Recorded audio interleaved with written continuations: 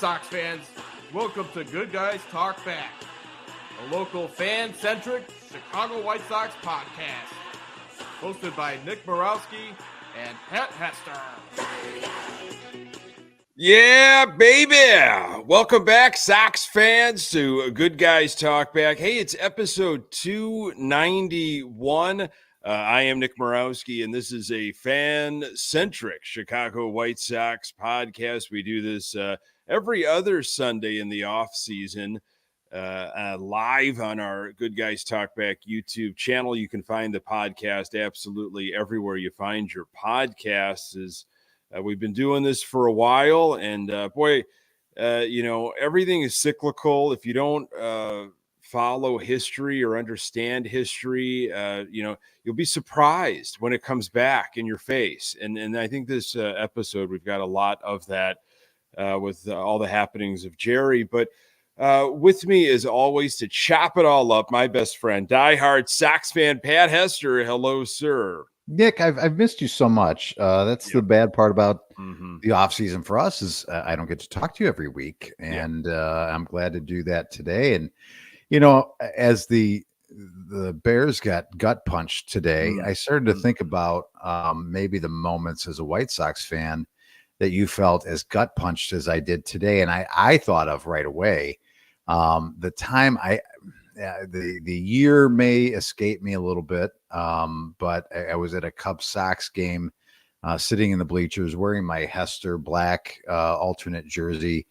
getting popcorn thrown at me, saying "Who the F is Hester" for about 9 innings, and I think somebody hit a walk-off just to my left to end the game. I think that I feel about the same today as I did that day. And it may have been the last time I ever walked into Wrigley Field because it scarred me. So I don't know if we didn't talk about this ahead of time, but can you recall a moment where you felt and maybe every game this year made you feel that way. But do you ever felt so like this is in the bag type moment? And can you recall a game that you just felt so utterly just punched in the face, and snatching, a loss from the jaws of victory type of a situation?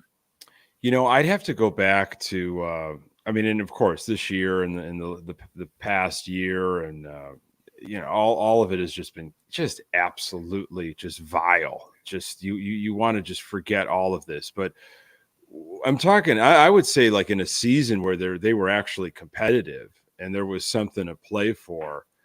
Now it ended, in our favor, but in 2008, leading up to that blackout game, there were a couple games in the Metrodome with Nick Punto, and you remember that guy. And some of the other villains on that Piranhas on those Minnesota Twins teams. And it was late in the year. It was September, and Sox had it going into the 9th, and the style of baseball that they used to play, using the turf and everything and their speed, and I just hated those teams. And I always go back to that time period of. Now there were a couple in 2005. We're going to talk about, of course, the anniversary of the World Series in a little bit. But in 2005, how about it? How were you feeling down the stretch? I would go into work and I had Cub fans just kind of laughing when I would walk into work, just laughing, just saying, they're going to blow it. They're going to blow it. And it started to feel like they were, so today's Bears loss was just that one. It went from maybe we should turn this podcast into a Bears podcast to let's just keep it White Sox. But what better way to get over a Bears loss than to talk Chicago White Sox, Nick? It's it's ingrained in us. So many people joining us here on this Sunday night. Thank you, Scott and Sydney and Drew and Trey for being with us once again here live on Sunday night to have a little bit of White Sox therapy, to try to figure out what in the world is happening here. Pat, let's go World Series. We'll start with kind of some warm fuzzies after that horrible Bears experience, and then we'll get into what's Jerry trying to do here all over again. So just a day ago, here we are recording on October 27th. Well, October 26th marked the 19th year anniversary of the White Sox winning their World Series, of course, in 2005. And yes, it was a long time ago. Yes, that this is pretty much, it feels like this is the thing that the Sox just keep rolling out year after year to give us something to feel good about. But if you're of that age, and it's a wide range, right? You cling to it, you remember it fondly.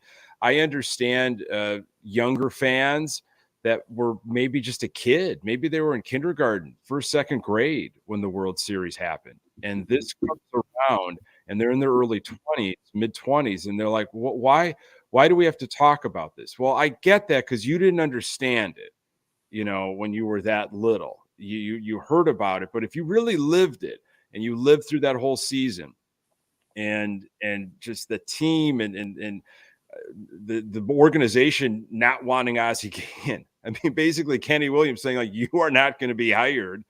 He gets hired, and then just absolute magic. You have to take a moment on October 26th and just kind of say that really happened. We were witness to that. And yes, I would like some new memories to celebrate. Yes, I want some new, banners out in the outfield painted on a brick wall, super small that you can barely see. But we don't have that. Nothing's promised, but that actually existed. That happened. Yeah, it happened, and it will be celebrated at this year's Sox Fest. It led me to a conversation I had with some coworkers the other day about Sox Fest, and they said, well, what do you think it'll be like? And this is what it'll be like. It'll just be the parade of 2005 memories in your face. It's not going to be any kind of town halls. No one's going to be wanting to answer any kind of questions. I would imagine Jerry is going to be way off in Arizona. He doesn't want any part of that. So yeah, it'll be celebrated and it'll be stuffed down your throats because that's all the organization really has to provide to us. I find myself, it doesn't matter this long ago or that I've seen it a billion times.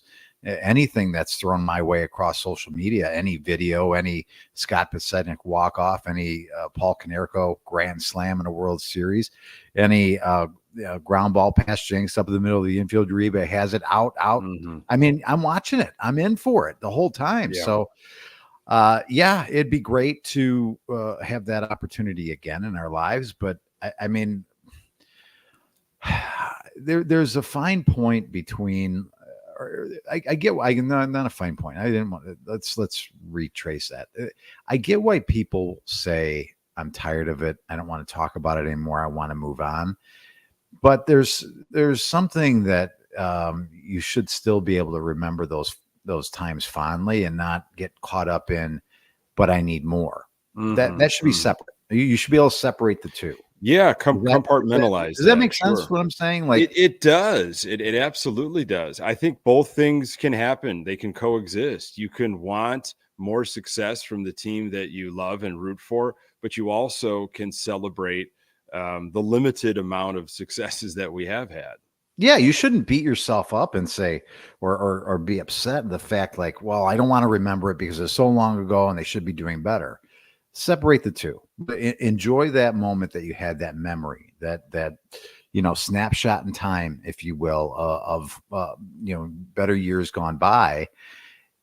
Take it, enjoy it. Take this time of year to think about it, and then move on and say we should have better as fans in this town and fans of this fans of this team that are all over the place. And it's going to be a while before we see something like that, if ever. I mean, let's be honest, Nick. You and I are in our 40s now. I don't know if that'll ever happen again in my lifetime. It's hard to say. It was so long. It was 88 years between championships the last time. So if that's the case, our sons have better chance. So I don't mean to be morbid with you on a Sunday night, but. I mean, that's why you need to remember those moments, remember them fondly, and don't let what's happening currently with the team or what's happened, in the last 20 years get in the way of enjoying those times. Yeah, let's face it. You know, the amount of times that we complain as fans, and we rally of spend money, sell the team, which I will talk about it in just a bit. He's not going to sell the team, but um, Jerry's going to do what Jerry wants to do. And so he fell into that one. It felt like an accidental World Series. It's not like that team was full of mega superstars. It was some veterans that had chips on their shoulder that wanted something to prove. They came together, had an amazing pitching staff, an absolutely amazing pitching staff. Where else are you going to see, the closer role being held by three different players in a season, and they still go ahead and win the World Series, a sweep, mind you. Nonetheless, it was from start to finish, from wire to wire. I think the Sox held first place in the Central. So, and it's again, what we could talk about it. We could fill up hours on a podcast talking about that season, but it was the stark contrast between the way that team played and the way this team has played over the past, I don't know, 5 or 6 years, maybe even more, probably more, of even when they had success, of the sloppy play and the bad zero accountability, no accountability, the baseball IQ being as low as it is on this team versus what it was back then. I mean, again, I hate, you can't, it's hard to really compare. There's so much has changed in the game, the way that they play the game now versus the way it's played today. But I mean, I think that's all Sox fans are really craving is, we understand that we're probably not going to get the top shelf stars, but can you get me baseball players that have high IQs, that run the bases well, that defend well, and can hit situation? I mean, do the things the way a major league team should be doing things. And that team did it. It was like an art form for an entire season. And it's hard to replicate it, I guess, but my goodness, it's hard to believe the IQ of this team and what it's been for a long time. Well, can you give me good players? They don't have to be superstars. They don't have to be, Aaron Judges and Stans. It'd be nice to have maybe one, spend the money on one, but have solid baseball players that can come up clutch, that are consistent. I mean, Jermaine Dye, Paul Konerko, AJ Brzezinski. I mean, how about Joe Creedy when we needed it? Aaron Rowan, I mean, would give up his life to track down a ball in the outfield. And then you got, fillers, guys like, Uribe played a major role, but, he was he was a side guy. Tadahito Iguchi coming over here for the first time, playing baseball in the MLB, probably something to prove. And boy, did he know his role, and he executed it well. It's like guys knew what they were supposed to do, and that's a part of it, right? And it wasn't terribly flashy, but you also have to execute, and they did. Yep. They absolutely did. And of course, the pitching staff was just awesome. Absolutely awesome stuff you're not going to see ever again, especially in the postseason, how they went about their business in the American League Championship. Not in today's game. I mean, if the Dodgers are a perfect example, they don't really know who their next starting pitcher is going to be from game to game right now and how long they're actually going to be able to go. So they're a lot of teams nowadays are going to obviously manage the game a lot differently in the playoffs than they ever have been in the past. But it's so much, especially in the postseason, it's turned into such a bullpen type of games. And it's crazy. I want to ask you this question. I know you've probably got a list of things that you've that's all right. Ask away. Writing down, but what do you think chaps Jerry's hide more right now? The fact that you've got two major markets, one and two or three, depending on what you want to look at, and they're teams that spend money. They're teams that are traditional powers that are in. Do you think that upsets Jerry, or do you think it would have upset him more to see Cleveland get in, a team in his division, but doing it more of a way that Jerry probably would be financially more comfortable with? Yeah, that's a good question. I don't think he cares too much about the whole division thing. I mean, I don't think he cares much in general, to be honest with you. I think his biggest problem is that he doesn't have the type of legislators in Springfield that he used to have in the 80s. I think that's his biggest problem that he cares about. But I would say it's the money thing. You know, we know the whole situation with Cohen, that he tried to really keep Cohen out of ownership because Jerry knew what was going to happen, and that Cohen was going to be a guy that was going to spend a ton of money, and Jerry doesn't want that. Jerry doesn't want those type of owners around. And sorry, Jerry, but that's the way baseball is going. You know, you're going to have, I think, more and more owners that are like, look, I'm a billionaire. I don't care. I'm just going to throw money around. I want championships. I want to fill up the trophy case, as Middleton, I think, said in Philadelphia. And he does not want any part of that. And he's just holding on with these 88-year-old hands, holding on to the old ways, the archaic old ways of doing things. And it's crumbling, you know, and it's kind of pathetic. Yeah, and I was thinking about that myself. I thought, well, you had 3 teams in your division make the playoffs. You had 1 go to the championship series. None of them ultimately made it. So, again, does it motivate the organization to do anything different? I doubt it. But I think I've enjoyed. I don't know if you've watched any of the World Series, but I have thoroughly enjoyed it. And you know what? Hey, New York, LA. Give me a break. It's fun baseball. It's powerhouses.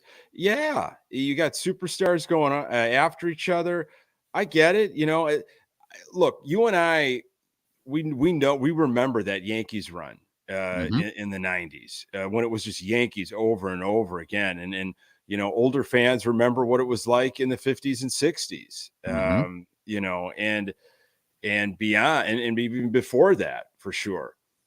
I'm look, it's compelling to me. It's exciting. So what if I hate the franchises, I hate the organizations, but I enjoy what I've been seeing. I mean, that game 1, that walk-off, I mean, you can't ask for anything more than that.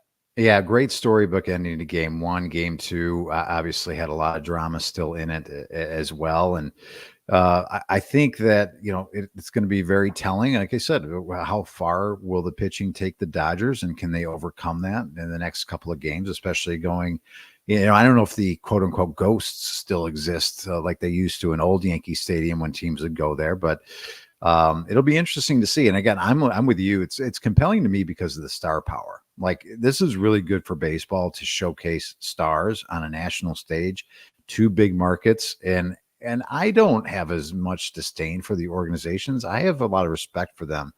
I think the Yankees thing back in the early 90s or late 90s kind of got tiresome. It's like the Yankees and the Red Sox all the time, and it was shoved down your throat.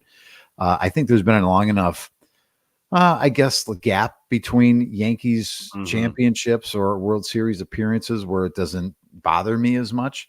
And the Dodgers, how can you really dislike the Dodgers that much? Because they're an organization that not only invests in players and top tier players, they use their system very well, and it seems like they get players in the, you know, at the trade deadline that are going to help their team. Look at Tommy Edmonds, what he's doing right now for the Dodgers. So again, I'm very intrigued by this World Series. I hope people are enjoying it. They've got me locked into it, and you know, it's only, I hope it gets better. I hope the Yankees can come back and they make it a really good series, so it goes at least 6 games, but we shall see. Yeah, I would say the networks are hoping for that as well. Hello to Matthew and Howard jumping in. Appreciate you guys being here with us on Sunday night. Yeah, I don't care for New York as a city, and it's not like I love LA, but I've had better experiences in LA, so I am pulling for the Dodgers. And you know, it's so weird seeing, I guess, Rodon too, but Kopech for sure, because Kopech was absolutely supposed to be part of this run that we were going to have. You know, we were going to be in it for several years, always knocking on the door of not only the division, but of the pennant, of the AL pennant. And everything that he has done and come through, and, you know, he couldn't do it. He just couldn't do it in a White Sox uniform. And it was a combination of probably a lot of different things over the years. Maybe he was just not trusting a system, an organization that screwed around with them quite a bit. He, of course, didn't do himself any favors.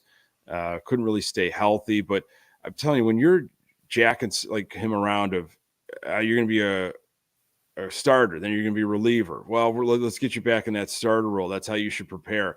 It gives him a taste, and then he puts him right into the reliever role. And, if you can't find the strike zone, it doesn't matter where you're pitching. But whether or not things were said to him, he just didn't want to listen. But he's listening in L.A., and he hasn't been like lights out, but, boy, he has been electric.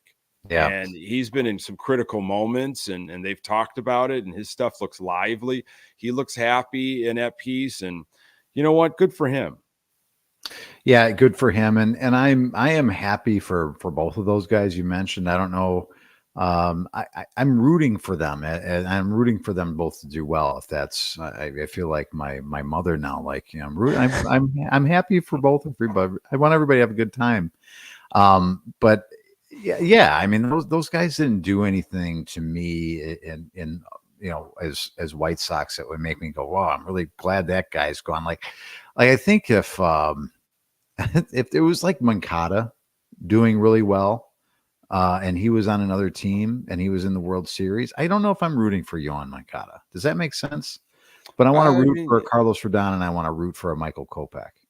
Yeah, Rodon, I was at his no-hitter game. So I'll always have a special place in my heart for Rodon, and watching him, he got touched up, but throughout the postseason, watching him go at guys and with that wipeout pitch of his, and I mean, his velocity's up there, and I do sit back sometimes and be like, wow, what if, if we were able to hold on to guys and retain talent. And it's just not a foregone conclusion that young pitchers that come up through our system are automatically gone during free agency as soon as they get an opportunity to leave.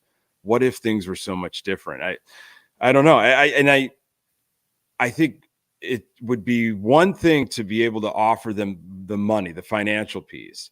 But do we even have the logistical stuff? Do we have the personnel? Do we have the analytics? Do we have the right people in the organization to even make a difference if they do stick around? I don't think so. There's so many other moving parts with this White Sox organization where I say this not in an apathetic way, because I never want to feel that way. I do still always want to have an opinion, but it just kind of, it doesn't matter, until it doesn't matter. Good night, everybody. Matter. It doesn't matter. We'll talk manager, a little bit in the managerial list. And I'm like, it doesn't matter. It does not matter, because there's so many other things that have to go right with this organization. Namely, the one at the absolute top, Jerry, which we'll talk about now. So what was it, a week and a half ago? I don't know, a week ago, when that big news broke, Pat, of, oh my goodness, Jerry Reinsdorf is open to selling, and he's going to sell to Dave Stewart. And Dave Stewart's got connection with Oakland, and he also, has been wanting to move the team to Nashville. Oh my goodness, they're going to Nashville. I can't believe it's happening. What am I going to do? And it escalated so quickly. And again, you got to know your history. You have to know what happened to this team and with Jerry in the late 80s, and we'll get to that. But what were your initial feelings, Pat, when this thing broke? I mean, it was pretty big, but I kind of sat back and watched it. Yeah, I think initially it's like you have to kind of talk yourself in. And again, I'm with you. It's like you have to remember what has happened in the past, know who you're dealing with, understand that there's not really a new game happening. It's just a different year. And at first blush, it's like, it's exciting. It's like, oh man, maybe this is what we've been waiting for, a sell. And then you hear and listen more, and it's like, oh, the move, oh, the this, oh, the that. And then you get reminded very quickly, we've been down this road before. It's probably not a realistic option, because I don't see Rob Manfred having any interest in moving one of his teams from a large market like Chicago to a smaller market, even though it would probably be a good it's a good market. It's not a bad market. Nashville, it would be a great market for a team to go to, but that's a market that you move. I don't know, like they have a new stadium. Things. Maybe this is a bad example, but the Marlins or the Rays that have struggled to draw even with their success, right? You move a team like that into a new stadium and a new opportunity. Again, the Rays have had wild success, but they just haven't been supported. Now, you could argue the same thing is happening here, but it's a much bigger market than what they have down in Tampa Bay. So, I don't think it would be a good business move for Major League Baseball to take a team out of Chicago, because all you'd have to do is then probably try and find a way to move another one back in. You've already got one here. Why it'd be easier to fix the problem with the Chicago White Sox than move one out to eventually think that you want to bring another team back here. So it's not a realistic thing. And I think I maybe tweeted this out, Nick, initially was, I'd almost rather see him sell and go than stay with the same ownership or risk the fact that it would stay within the family. If you love something enough, let it go. Yeah. And I love this team enough that I would root for them from afar if they had success somewhere else rather than to stay here under Jerry. I've wrestled with that too, Pat, and I absolutely know where you're coming from, and maybe it's because of what we just talked about at the beginning of the episode. Like, I saw the World Series, I got to see the team that I love win the ultimate championship, and I got to experience it with my father and my mother, and we watched it together. And if I have had so many memories, with my son, even though he's only 2.5, he's been at a bunch of games already. And, and it really hurt me that he doesn't have a local team that we've all grown up rooting for multiple generations. But do I want to just have the Sox stay here under this ridiculous rule, this archaic ownership, this closed-minded way of doing things, just so I could say I have it and it's never going to get better? And it's just there. It's just an entity. It's just a thing. And no one's giving it life. Nobody is really treating it properly. It's just a lump, but I've got it there and I can go watch them. And, and I don't know. Does that really make sense? To me, I don't know if that's worth it. And it's something that I'm still trying to work my way through. You think about how it goes in this day and age, and the technology, and people being, if they get relocated, let's say you were a guy who got relocated for work to a different state. You'd find you did it. You lived in a different state and still watched the White Sox. So what if they were the ones that leave? I mean, you can find it, not right now. And I think Joe pointed out, you can't watch them right now unless you have the antenna or direct TV. So Fubu or Fobu or whatever the guy's name that is. Yeah, you can do that. So I mean, I'm in my family. My wife's family, I've told this before, they're crazy Cardinals fans. My sister-in-law lives in Washington and still follows every game of the St. Louis Cardinals and consumes them like she would be if she was living in Missouri. So I would rather them go under new ownership and maybe have a chance for success and watch them from afar, but still be as big a fan as I am now. Yes, what I love, I would rather them be able to stay here and be successful, and that would be great. But I don't know how long it's going to take before something changes up there. It's seemingly forever. Yeah, I mean, right now, I feel like it is just maddening for Jerry because he does not have the type of people in Springfield that he had before. And it's coming from everywhere. It's coming locally, and it's coming in with the governor, and it's all kind of tumbling. And so there's these Hail Marys, these last ditch efforts. You have to bring up Hail Mary today of all days. Jeez, Nick. I'm sorry. That was too soon.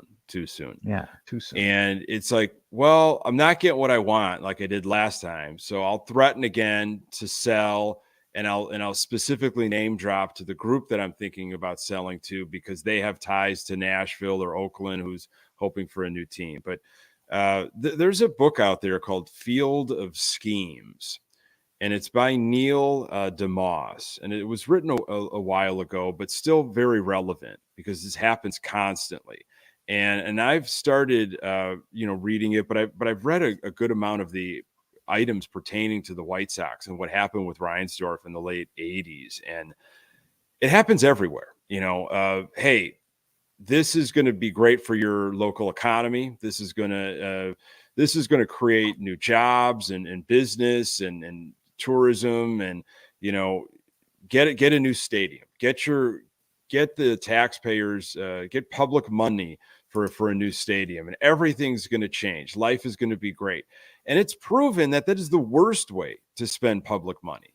Schools, libraries, parks, infrastructure, those are the ways if you want to really inject, a neighborhood, an economy locally, and have the domino effect, not a new sports stadium. But Jerry still thinks that this is great. This would be great for Illinois, for Chicago.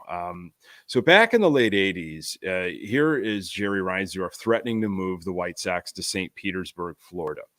And he threatens if Illinois legislators didn't fund a new stadium. Reinsdorf later explained, after all the dust cleared and settled and he got what he wanted, a savvy negotiator creates leverage.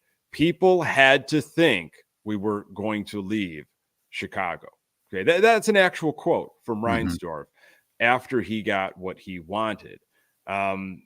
He's doing it all over again. Okay, This is what's happening. There is this fear. Okay, he's preying on it. He's holding the team hostage and essentially holding its diehard fans and fans of all hostage, that they are going to go and they are going to leave. So Illinois taxpayers also got the short end of the deal, while Reinsdorf innocently insists, I didn't get into baseball to make money. Baseball is my religion. I'm happy to break even.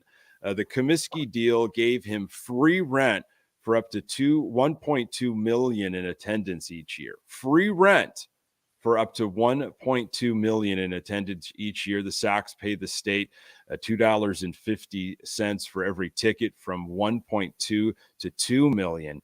Yet the team also gets back $5 million a year for stadium repairs and maintenance. In addition, the state buys 300,000 tickets if attendance drops below 1.5. And that was 20 years ago when that expired. So Reinsdorf got public funds to build a stadium and subsidies to guarantee its profitability. I mean, he double dipped, and it was not really known, I think, at the time. I think there was just this overjoy,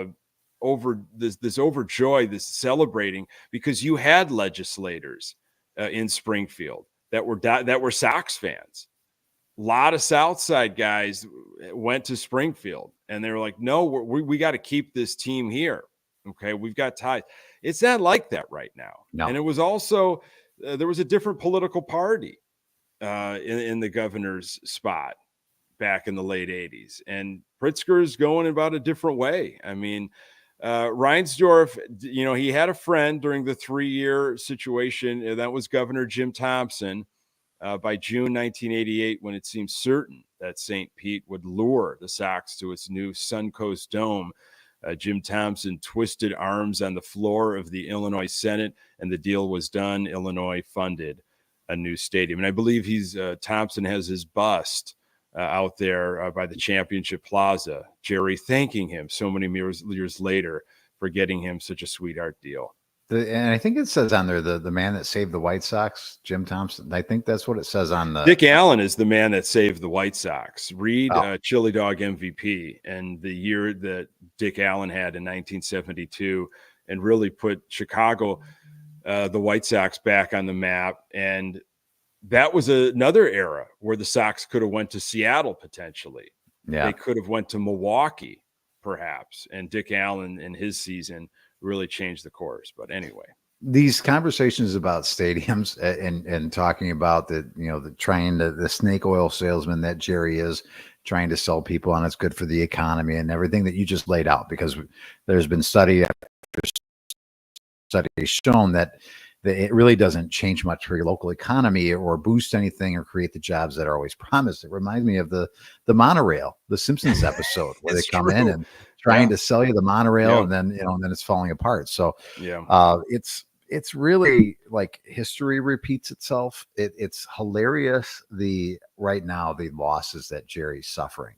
You look at the year, not only the year that they just came off of, but the year in which he at the beginning of it said it's going to be we're going to be competitive. It's the division that we're in. Chris Getz can go a lot faster because he knows our organization. Okay, that big L's, several L's there for Jerry.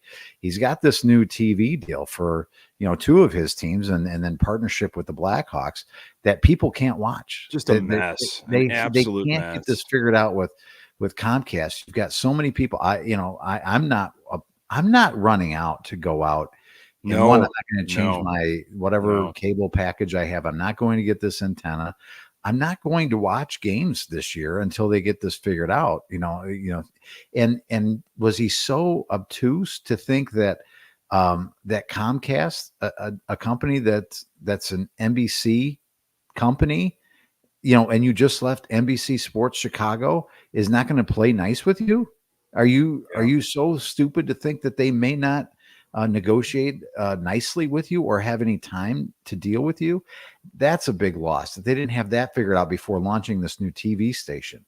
Then you don't have a backup plan. You don't have an app ready to go so people can watch your product. How about the social media stuff, Pat, where the Chicago Sports Network from their Twitter handle are telling us as fans to get on the phone and contact Comcast and tell them we want Chicago Sports Network. Have you ever tried to call Xfinity or Comcast?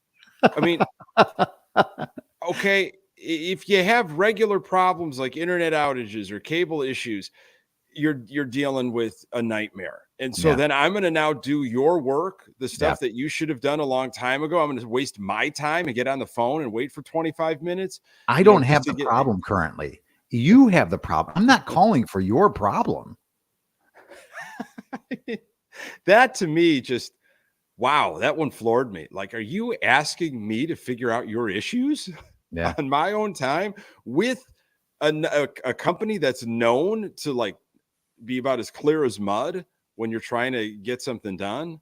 Yeah, I mean, it's interesting. I mean, I know you and I we're both big fans of this team. I would say that you're, even though we're both big fans, you're probably 3 times the fan that I'll ever be. Wow. That's what I would say. That's how big of a fan. I'm going to start introducing myself that way, especially when we're together. 3 times bigger of a fan. I am Nick. I'm 3 times the fan that he is. Talk to me first.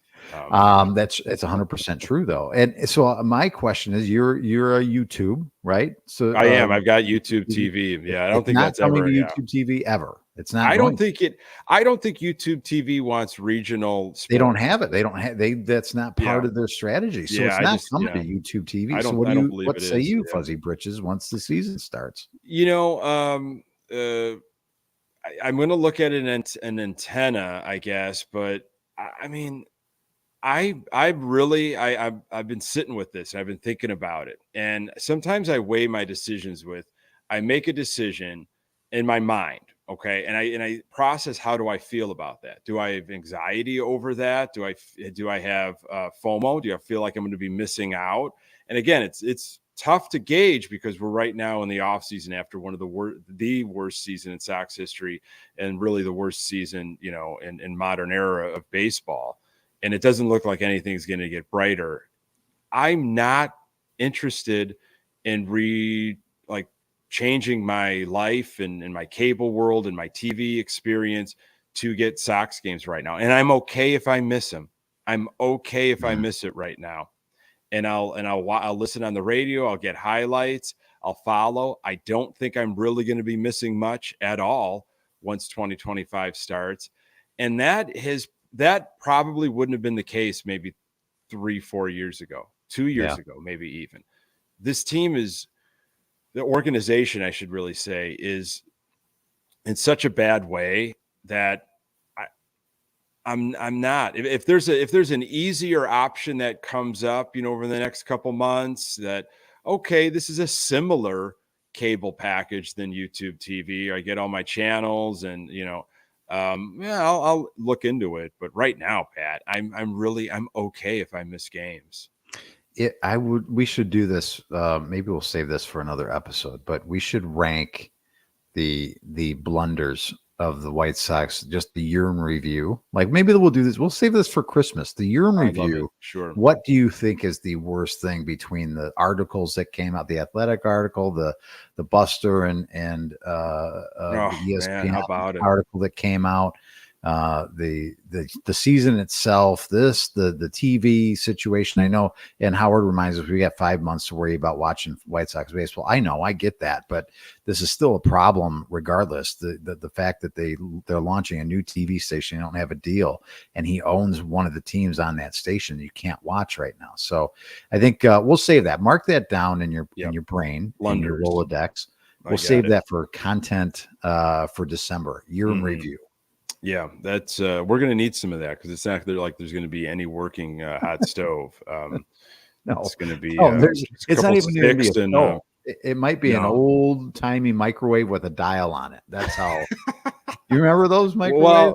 Well, I was thinking one of those like little kitty like kind of easy bake ovens where there's like a light bulb that cooks your brownie batter or whatever you're making. It's just kind of that. That's going to be what that is. Or one of those play kitchens that doesn't even have heat. It's just going to be one of the sticker of a fire, or a sticker of, like, my son's got a little toy kitchen, his little toy room, and it's just like there's a sticker burner that's red, and this little toy dial that clicks a little bit, and he thinks he's making coffee and boiling water and stuff, and it's great. But that's what the White Sox hot stove is going to be. And it's ran by people with the same mental capacity. And that's no shot to Vinny. He's right where he should be at his age. I think Vince, he could be on this managerial list, honestly. That if it's this is the real list that I've been seeing, he might be on that. So, yeah, from Brandon Johnson to Pritzker, it's just, everybody's pretty much got the same message. I mean, Pritzker coming out just recently against a proposal for a new Sox stadium in the South Loop, as well as the use of taxpayer money for the project. And, Rob Manfred was on some sort of program recently, and he was asked, maybe it was by Danny Parkins, on whatever Parkins does now since he left the Score, about the White Sox specifically. And Manfred is an employee essentially of the owners. He does the owners' bidding, of course. And he kind of took some shots at Bridgeport of where they're at right now, even though the stadium's technically in Armour Square. Okay. Oh, wow. But it has been known to be in Bridgeport. I think Mayor Daley had something to say about that. But the boundaries will tell you otherwise. Anyway, I've lived in both of those neighborhoods, and they're fine neighborhoods, solid people that care about their community. And there is a lot to do in those neighborhoods. There's a lot. There's some great places to eat and drink in Bridgeport, and even in Armour Square. It doesn't have the flashy, sexy appeal of some of these villages that are built around, new stadiums that you're seeing. But that's not the White Sox fault. Okay, Jerry could have done that. I mean, he's a real estate guy. He could have taken one of those million parking lots and he could have done some developing. He could have worked with some of the legislators. Alder person Nicole Lee, that is the rep there, I got to know when I was living in Bridgeport. Great person, solid person. Had some wonderful conversations with her when I was at different events. My wife got to know her really well. She's wanted to work with Jerry.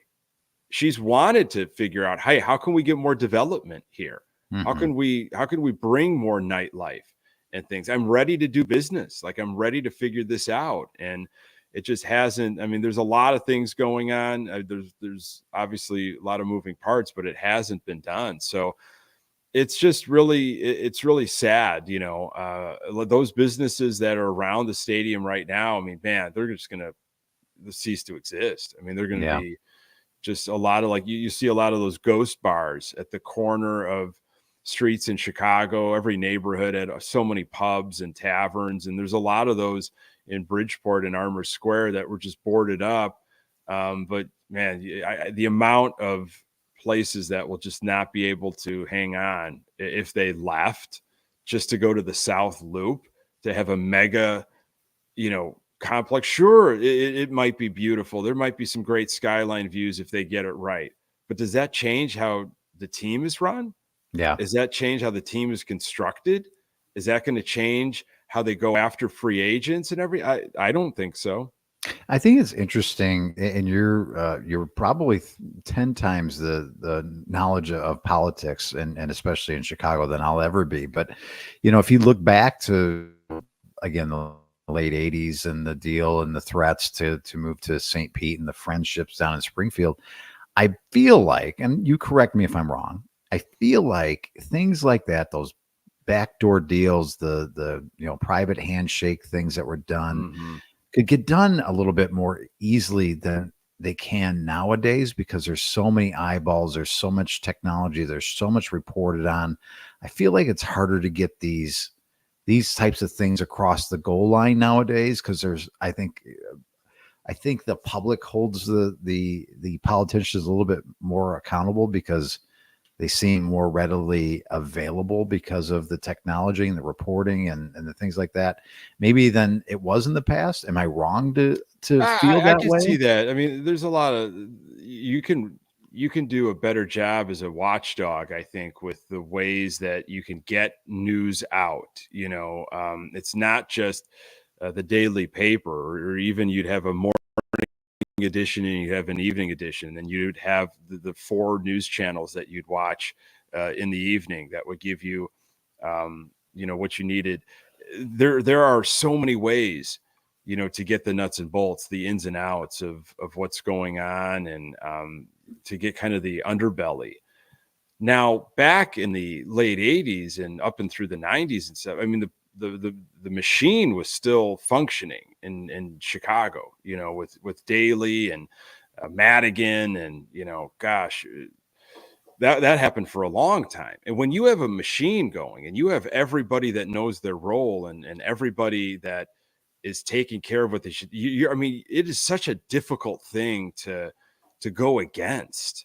Yeah. And the machine isn't really, locally, I think the machine is still trying to run somewhat, but nowhere near what it was running like years ago. That's kind of slowly broken apart, but locally, like Bridgeport is still handled a lot like that. And it's again, it's Jerry. He knew he had everything that was lined up perfectly. He had him right where he wanted him. He had Sox fans in legislative roles.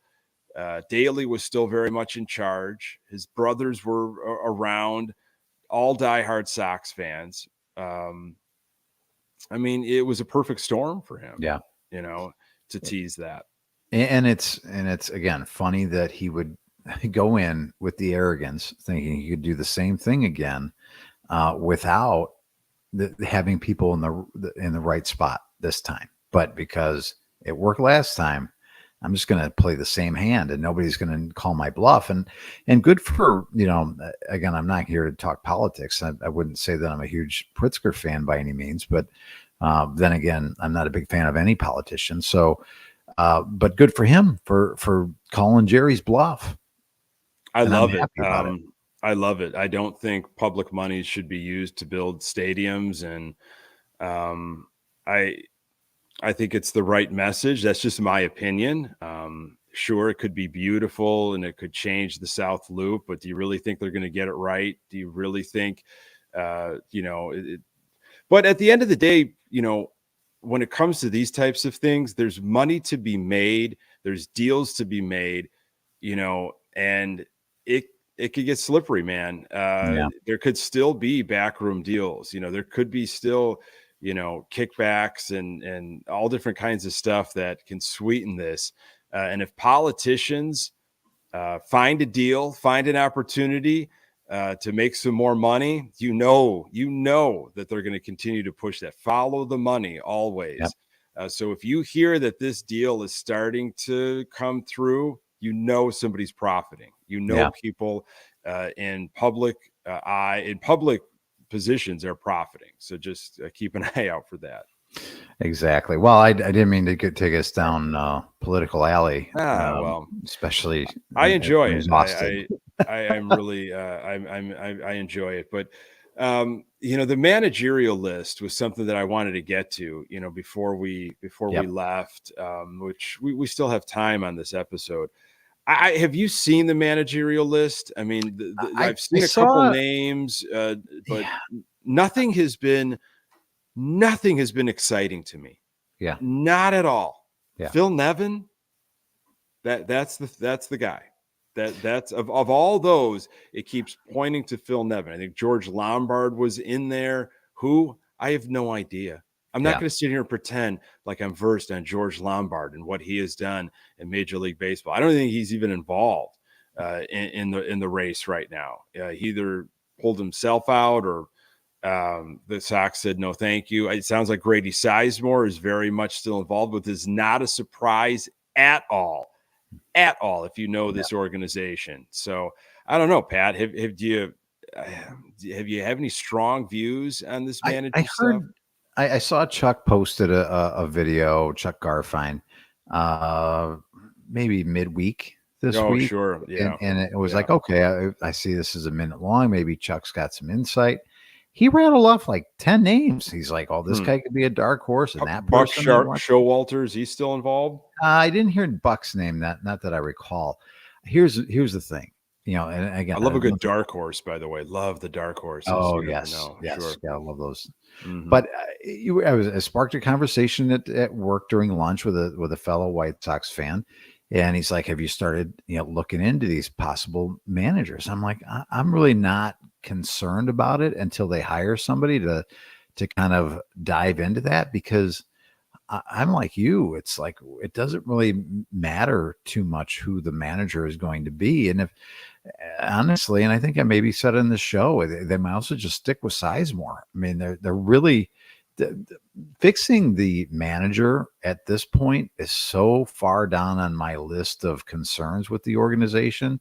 It really, again, I'll be interested when it happens, and I'll look at the resume, and I'm sure it'll come, whatever narrative they want to put out. Well, he's a hold players accountable type of guy. He's a fundamentals guy. He's a base running guy, and he does this, and we'll learn all about that. And there'll be this press conference that they have, and he'll say things that maybe you and I will kind of go, oh yeah, that sounds great. We'll kind of get what you're doing mesmerized like we did with Pedro, and some of the things that Pedro had said. But it really it pales in comparison to the other things on the laundry list of ways this organization needs to bolster from basically the ground floor. And players and managers, to be honest with you, Nick, are far down the line of things that really need to be attended to first. Is that probably seems backwards when you think about it. It's like, well, Pat, you've got to get players and you got to get the right manager if you're going to compete. But with baseball, it starts so far back in the timeline of where things need to be right to get your organization solid for years to come. You've got to start way back at the starting line. For me, it's a macro thing. It right. really is. Yeah. I mean, I heard that Getz was taking on the heavy lifting of trying to bolster up the analytic group, right? And again, not an article I read. I just kind of saw a blurb maybe on Twitter. And I thought that is more interesting to me. Like, okay, where are we at now versus other teams? And who are you bringing in? That to me is like, when that happens and they start bolstering that type of stuff, that's more interesting than any kind of manager they're going to bring in and probably be firing in the next 3 to 4 years. Yeah, hey, that's great if you're going to bolster the analytical, but look, that's like saying, oh man, if the Sox, what if the Sox win 20 more games this coming season? Then they won 62, and they lost 100. So that's another 100 loss season. So I think they are so far behind in analytics and a lot of other ways that they go about business and personnel and development and scouting. And so, yeah, if you bring in a couple more people, but because you are so far behind, it's kind of like just a drop in the bucket. And what kind of people are you bringing in? Are they gets people? Because I'm sorry, I don't believe that. That's my problem right now. If from a fan perspective, is I don't have any respect for Chris Getz. I have very little. The role that he's doing is not the role he should be doing. So if he likes a guy like Phil Nevin, well, he liked Pedro Grifol. And I know Rick Hahn formally hired Pedro Grifol, but if you read between the lines and you followed everything, it was really Chris Getz that was hyping up Pedro Grifol. And because Jerry loved Chris Getz and Tony respected Chris Getz, I think they listened to Chris Getz, and Rick Hahn made the formal hire. So who cares who cares who Chris Getz likes? I know what his track record is, so that's the issue is Chris Getz isn't going anywhere anytime soon. So I have to look at who's making the decisions.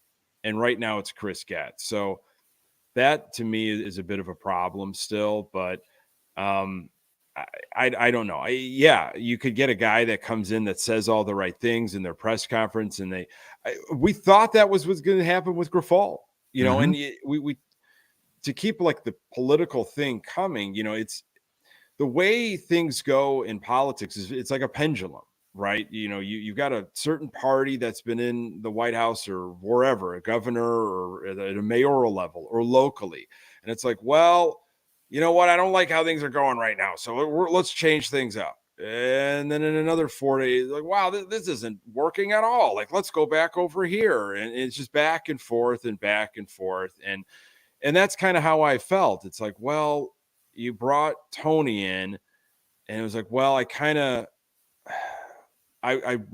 didn't want that at all, but we got that. And I wanted like this, a cutting edge, somebody that was going to bring in some new ideas and that could kind of modernize the way the game's playing. Okay, this Pedro Grifol guy sounds like he's going to be completely different, but he wasn't. And I don't think the Sox can identify, a new cutting edge manager. So now like the pendulum is back to me thinking, well, let's just get a manager that's done it before. Just put Buck Showalter in there, 4-time manager of the year. He can turn teams around. Problem is he's going to command a ton of money, and he's not going to want a 2-3 year deal. So, and I don't even know if he'd want to get into this mess. People say he does, but again, we could name a lot of different people, but they have to actually want to come to this, shit show. Oh man, that's how you sell them. Again, I think that we owe it to each other and our listeners to probably do an emergency pod once this manager is hired. But to tell you that I'm going to be waiting on pins and needles for it to happen. And I guess the positive, Nick, is they're actually talking to other people. I mean, because I think if Jerry had his druthers, maybe he just would have announced that it was Sizemore about 3 or 4 days after the season, because that's kind of how it went with the general manager. It was, this is the path of least resistance for us. Grady knows the players like him. I think we can move fast with Grady. He's been here long enough. He's been here over a year, and the players really played hard for him, and they won a series under his leadership. I think they won one series with Grady. About that?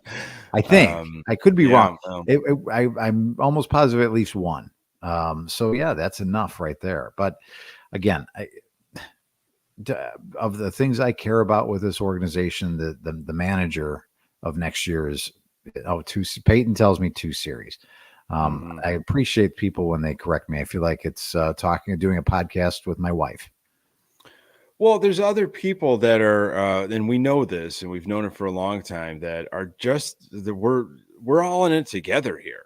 Like you and I we're really struggling with this team, and I think our fandom and what lies ahead and what the future's like. And there's a lot of things happening with this team. There's a lot of question marks, but we're not alone. I mean, I know that there are a lot of people. I find them all the time in my life, whether it's at work or just socially. The Sox get brought up, and it's just a lot of shaking of the head. It's a lot of I don't know. I really don't know what's going to happen in a lot of different ways with this team. I don't even know what they should do because, again, you're going to have a manager come in and they're going to think they're going to be able to do something personnel wise, and you're going to have maybe Crochet gone. They're going to deal Robert. There's very little money's going to be spent at all, and we're just going to be in this perpetual rebuild, seemingly. So I don't know how to get out of it. Well, the way to get out of it is a way that Jerry is not going to be isn't going to have the appetite for. So, and maybe he won't have the appetite to the point he really is serious about selling. And there is something that happens fairly soon where there's an opportunity for him to finally get out and doesn't have to, if he doesn't like the game that's being played anymore and he's getting shut down from all sides, at some point, I would get discouraged and just take my ball and go home. I don't know if Jerry is that way, but boy, he's been kicked a lot lately. And not that I feel badly for him, but he's been kicked a lot, and and his ways have, passed him by, and his wrongdoings have, looked him right in the face this past year. So, yeah, that's he might come to that conclusion. I feel like when Mayor Daley was nearing the end of his run, obviously there was some issues with, I think, his wife's health, and it would probably played into the determination, but he really wanted to get that Olympics. He really, really wanted to get the Olympics to Chicago. That was going to be like his legacy. I mean, there was a lot of things that he did, but that was going to be the thing. And then when that didn't happen, it was like, okay, I'm done now. I'm turning it over, and maybe that's what happens with Jerry. He comes to the realization that they're not going to play ball. He's not going to get the public money. This is not going to go his way. It is just going to be an uphill battle, and he's just like, forget it. I'm done now. I don't know. It could be more of the politicians that ruin him than the sell the team chance, ultimately, perhaps. Whatever happens first is fine with me. Doesn't matter what gets him. Yeah. We'll see. Here's your quote of the week, and it is from Alderwoman Nicole Lee. This is what she had to say on the whole situation. The 11th Ward Alderwoman said that she hasn't spoken with Sox leadership about the potential sale, but believes Reinsdorf does want to keep the team in Chicago. Look, I have known for some time in my conversations with the Sox and Jerry directly that he wants nothing more than to secure the future of the White Sox here in Chicago. And I know that he's trying to do that while he's still able to. The sale of the team was always going to happen at some point. If that brings us one step closer to be able to secure a future here in Chicago, in particular on 35th Street, I'm all for it. It just, the more you read and the more obviously you sit with everything that has happened historically, I don't see the Sox going anywhere. Yeah, I don't either. But stranger things, I guess, have happened. We'll just have to stay tuned. It'll be an interesting story to continue to watch, because if one story comes out, there's probably two more to follow at some point. And I think that's going to be more of the off-season stuff. It's not going to be, what big splashes the Sox are going to make, or who are they going to target, or what what potential players could come in. It's going to be with all the rumors and hearsay and what's happening with the sale or moving or all that kind of stuff. And probably how we're going to watch the team, jockeying to figure out what are you going to do if you're going to do anything to consume White Sox baseball in 2025.